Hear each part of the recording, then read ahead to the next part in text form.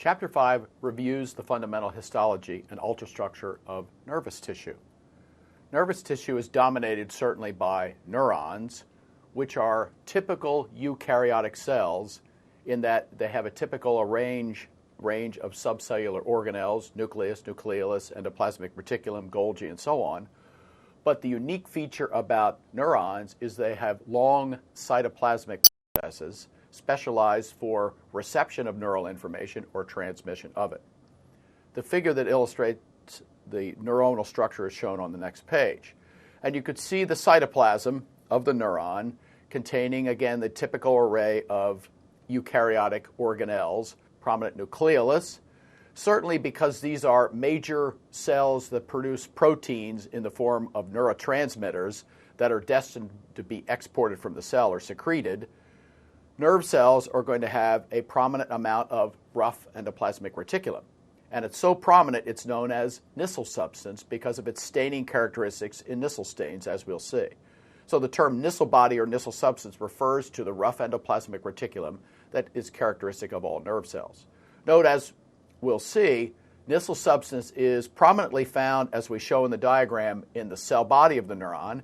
It's also found in the proximal parts of a neuronal dendrite, but it is not found in any part of the axon, and therefore neurotransmitter, or the precursors of neurotransmitter, produced by Nissl substance and modified by the Golgi, must be transported in the anterograde direction down to the axon terminal.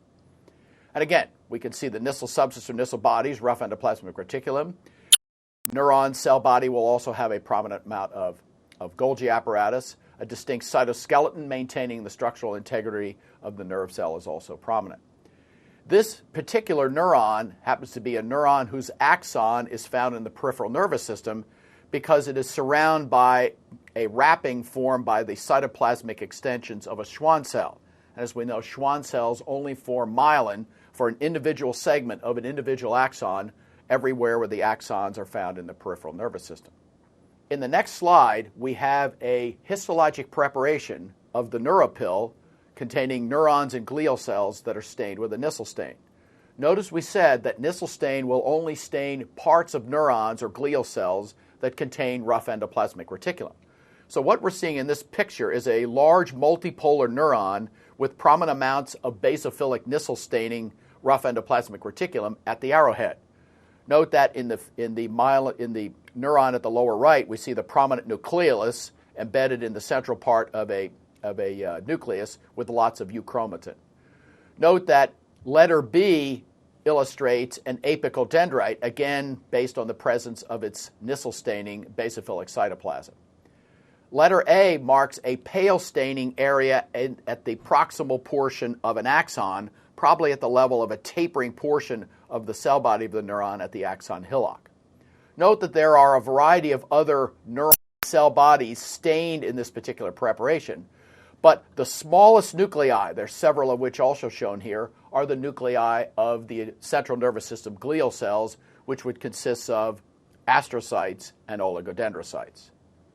At the electron microscopic level, we see an EM of the cell body of a neuron with a highly indented nucleus, pale staining because of the presence of euchromatin. The arrows probably mark the locations of some of the extensive rough endoplasmic reticulum.